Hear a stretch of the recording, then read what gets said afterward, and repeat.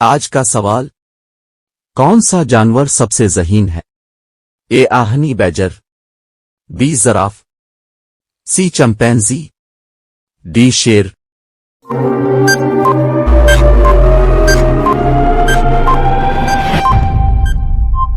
जवाब है सी चिंपांजी।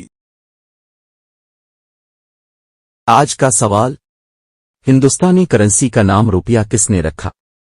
ए अकबर, बी शेर शाह, सी जहांगीर, डी हुमायूं।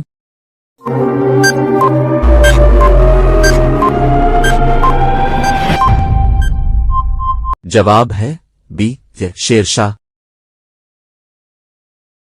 आज का सवाल, कौन सा दरख्त काटने पर बच्चों की तरह आवाज देता है?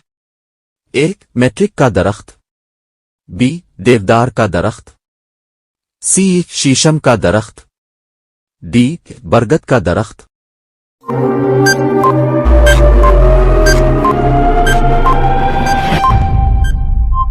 जवाब है ए मैट्रिक का दरख्त।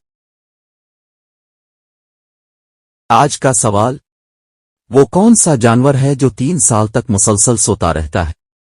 ए केचवा, बी जेली, सी शार्क, डी घोंगा।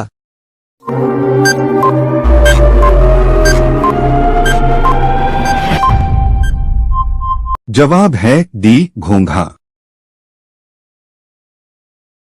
आज का सवाल, कौन सा परिंदा सबसे ज्यादा अंडे देता है? ए कोयल, बी तोता, सी कबूतर, डी फैलो।